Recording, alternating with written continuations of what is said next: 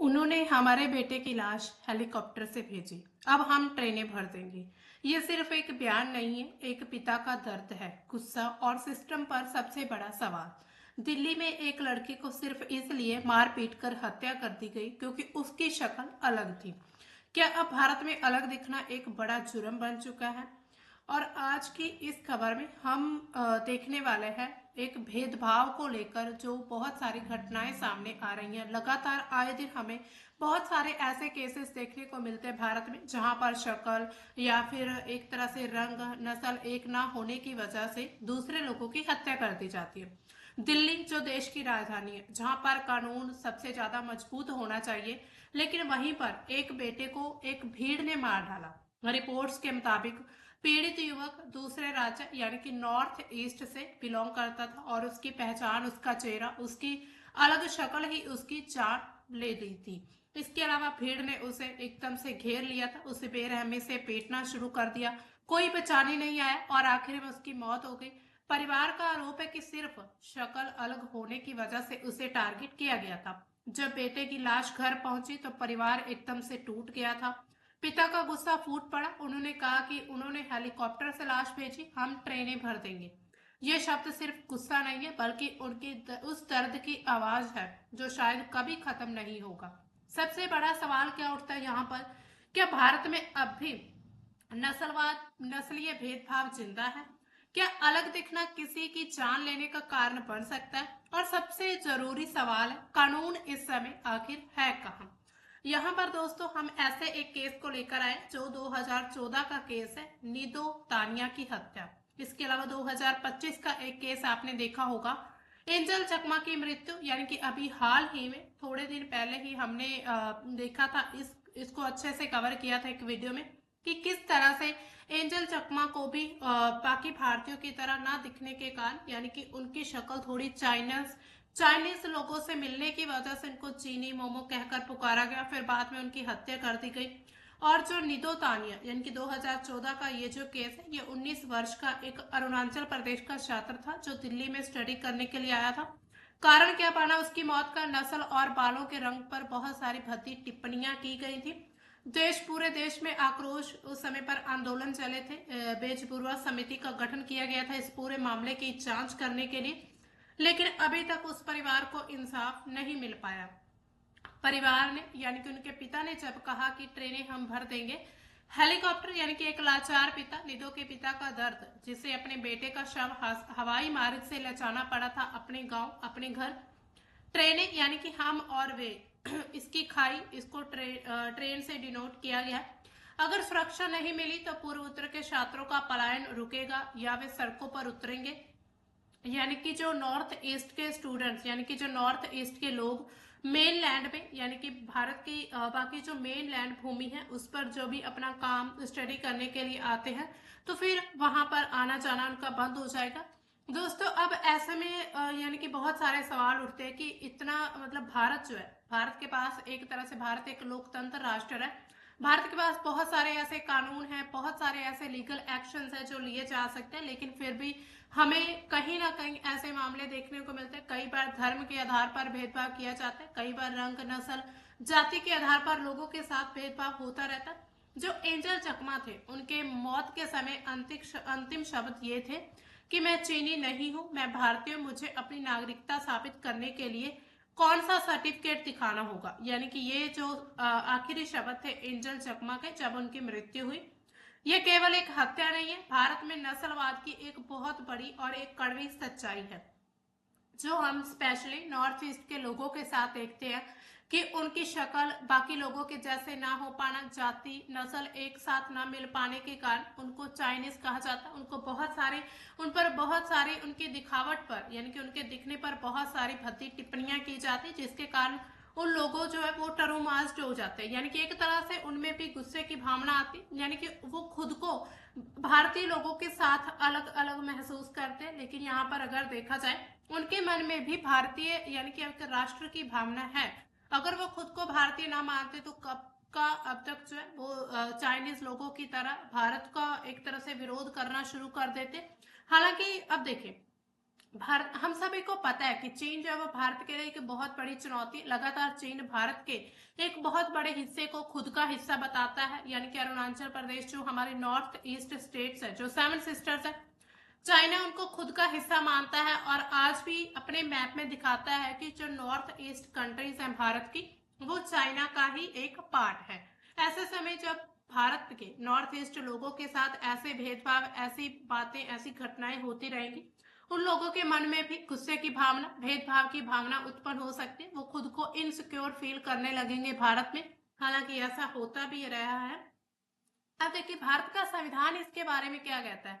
भाग 3 जो है वो सुरक्षा की एक छतरी की तरह काम करता है, जहां पर अलग अलग अनुच्छेद, आर्टिकल 14 आर्टिकल जो है वो कानून के समक्ष सभी लोगों को समानता का प्रावधान देता है कि जितने भी लोग हैं भारत में वो कानून के सामने बराबर है। चाहे वो किसी भी जाति का हो, किसी भी रंग का, भेदभाव, नस्ल, मतलब किसी भी नस्ल का हो, किसी भी, चाहे वो अमीर हो, चाहे वो गरीब हो, ऊंचा हो, नीचा हो, छोटा हो, बड़ा हो, सभी कानून के सामने बराबर है।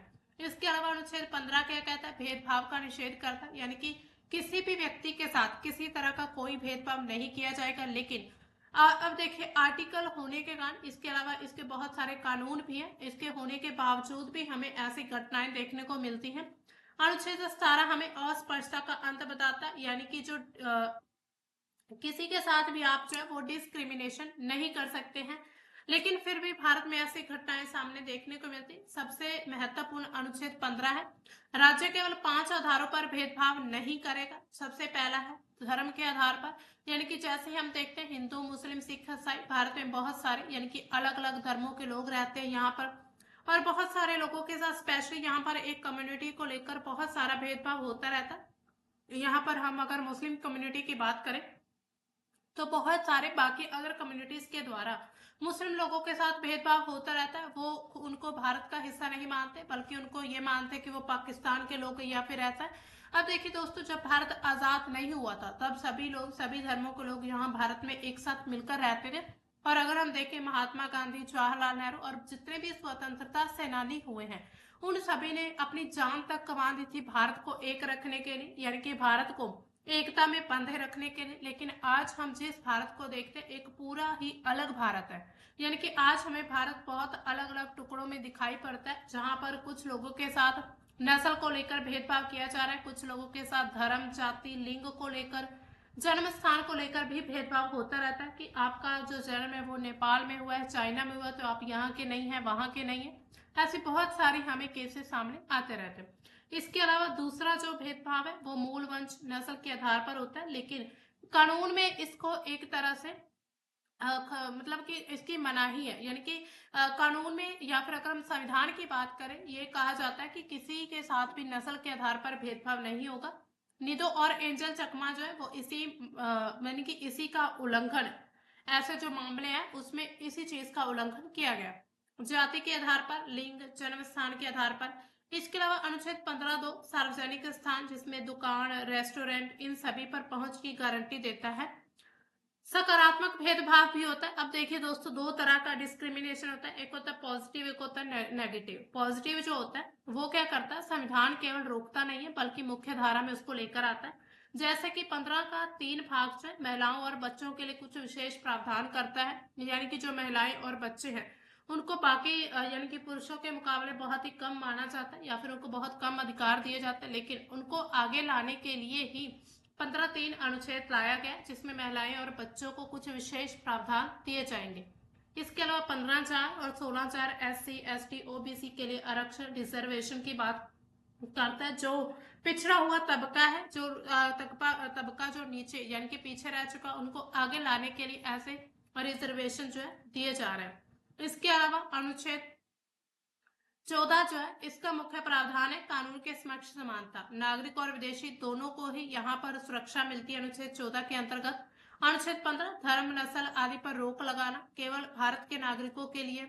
अनुच्छेद 17 अस्पृश्यता का अंत करता है, सामाजिक भेदभाव के विरुद्ध है ये।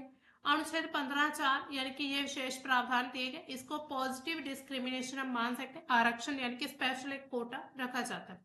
इसके अलावा अगर हम संविधान में देखें तो एक स्वर्ण त्रिभुज है, जो केस मेनका गांधी 1978 केस था, उसमें इन तीनों अनुच्छेदों को स्वर्ण त्रिभुज का हिस्सा माना गया है। समानता का अनुच्छेद जो है, समानता, स्वतंत्रता और जीवन जीने का जो अधिकार है, ये तीन जो हमारे मूल अधिकार है, इनको स्वर्ण त्रिभुज माना जाता है। शकल या मूल वंश के कारण प्रताड़ित करना, इसका मतलब है कि अनुच्छेद 14 टूटना। इसके अलावा सीधे तौर पर गरिमा के साथ जीने का अधिकार को नष्ट करना, यानी कि अनुच्छेद 21 को नष्ट करता है, यानी कि जीने का अधिकार। किसी व्यक्ति को, मान लीजिए जैसे अभी हमने केस देखा, किसी की शक्ल भारतीय लोगों के साथ ना मिलने के कारण उसको मार दिया जाता है, यानी कि उसका जिंदगी जीने का अधिकार छीन लिया जाता है, क्योंकि उसकी शक्ल थोड़ी अलग है, सिर्फ इसी वजह से। तो इसमें हम अनुच्छेद 21 को उल्लंघन मान सकते हैं। इसके अलावा ऐसे बहुत सारे केसेस अलग अलग रहे, जहां पर अलग अलग सुप्रीम कोर्ट ने वर्डिक्ट दी थी, जिसमें 1974 में पहला केस आया था ईपी रॉयपा, यानी कि समानता और मनमानापन एक दूसरे के कट्टर दुश्मन है, राज्य तर्कहीन आधार यानी कि दिखने का तरीका इस पर भेदभाव नहीं कर सकता। यहाँ पर साफ कहा गया था 1974 के केस में भी, जब आपकी जो अपीयरेंस बाकी की तरह नहीं है, यानी कि आप अलग दिखती है, तो इट मीन्स कि आप अपनी मर्जी से उसको यानी कि उसके साथ भेदभाव नहीं कर सकते। इसके अलावा नवतेज जौहर 2018 का केस था, संवैधानिक नैतिकता, यानी कि बहुमत की सोच के आधार पर अलग दिखने वाले व्यक्ति के साथ भेदभाव जो है वो पूरी तरह से इलीगल है, यानी कि अवैध है, इसको जस्टिफाई नहीं किया जा सकता। फिर नस्लवाद की पहचान जब की गई, 2016 का केस आया, करमन्या सिंह केस है। निदो तानिया की मृत्यु के बाद सुप्रीम कोर्ट का हस्तक्षेप होना शुरू हुआ, हालांकि उससे पहले भी ऐसे केसेस रहे, लेकिन उस समय पर सुप्रीम कोर्ट ने इसमें डायरेक्टली इन्वॉल्व नहीं हुआ था। पूर्व उत्तर के लोगों के साथ भेदभाव स्पष्ट रूप से नस्लवाद यानी कि रेसिज्म है। पुलिस को संवेदनशील होने और नोडल अधिकारी नियुक्त करने के निर्देश दिए गए थे कि पुलिस जो है ऐसे मामलों में थोड़ा सेंसिटिव होकर काम करे और नोडल ऑफिसर्स को अपॉइंट करे, ताकि बाकी लोगों के साथ ऐसा कोई भी रेसिज्म ना हो सके, नस्लवाद ना किया जा सके। लेकिन भारत के लोगों को अगर हम देखें, या फिर हम कुछ यहाँ पर अधिकारियों की बात करें, तो उन लोगों को अभी ये चीज समझने में बहुत देरी लग रही है कि जो नॉर्थ ईस्ट के लोग हैं वो भी भारत का ही एक हिस्सा है, जबकि वो खुद को भारत का हिस्सा मानते हैं। जब वो खुद को भारतीय कहते हैं, यानी कि उनको भी अंदर से फील होता है कि हमारे साथ इतना गलत हो रहा है, यानी कि भारत में इतने साल भारत में रहने की उनको ये कीमत चुकानी पड़ रही है कि उनको अब अपने बच्चे सिर्फ एक शक्ल की वजह से गंवाने पड़ रहे हैं, सिर्फ एक रंग की वजह से, या फिर उनकी आंखें चाइनीज लोगों की तरह इसकी वजह से। तो उनके मन में भी गुस्से की भावना उत्पन्न होती है, जिसकी वजह से भारत में राष्ट्रवाद की भावना खत्म होती जा रही है। इसके अलावा जब निधो तानिया का केस आया था, तो उस समय पर बेचपरवा समिति गठित की गई 2014 में। अधूरे वादे रहे थे महानगरों के में पूर्व उत्तर के लोगों की सुरक्षा के लिए इस कमेटी को बनाया गया, लेकिन इस कमेटी के भी कुछ खास अचीवमेंट्स नहीं रही थी। नस्लीय टिप्पणियों को विशेष अपराध बनाने के लिए आईपीसी की धारा 153A और 505 में संशोधन करना, ये पूरी तरह से फेलियर हो जाता है। 10 साल बाद भी आज अगर हम देखें, एंजल चकमा 2025 जैसी जितनी भी घटनाएं हैं, वो समिति की फेलियर को दर्शाती है कि किस तरह से ये जो कमेटी तो बनाई गई थी बेस बरुआ समिति, लेकिन आज भी एंजल चकमा और उसके अलावा और पता नहीं कितने ऐसे केसेस देखने को मिलेंगे।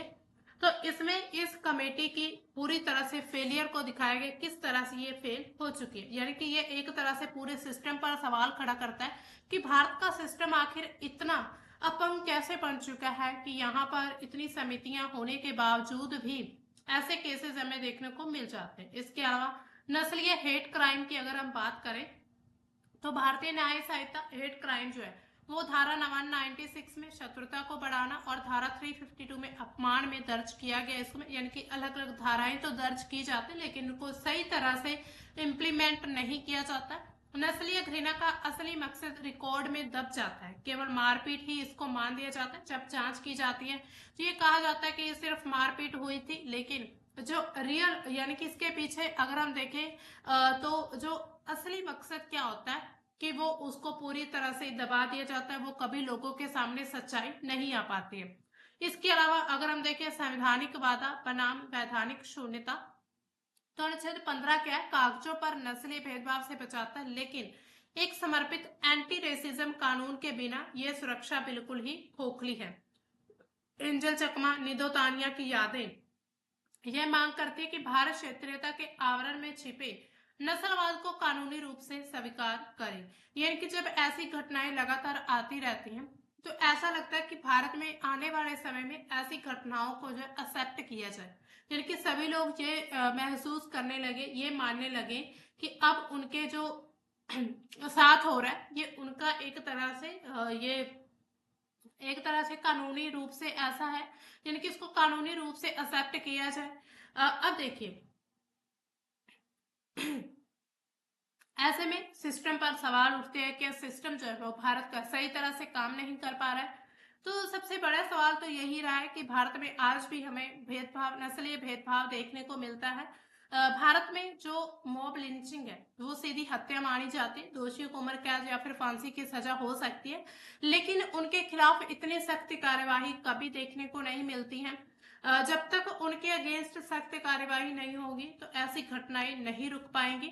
ये कहानी ये सिर्फ एक या दो परिवार की कहानी नहीं है, बल्कि पूरे समाज का एक आईना है। आज हम चुप रहते हैं तो कल कोई और अलग दिखने वाला अगला शिकार हो सकता है। आप क्या सोचते हैं, क्या ऐसे मामलों में सख्त सजा ही प्रावधान है, समाधान है? कमेंट में अपनी राय जरूर बताएं। वीडियो को शेयर करें ताकि ये आवाज दूर तक पहुंचे, और ऐसे ही सच दिखाने वाली खबरों के लिए हमारे चैनल को सब्सक्राइब करना न भूलें।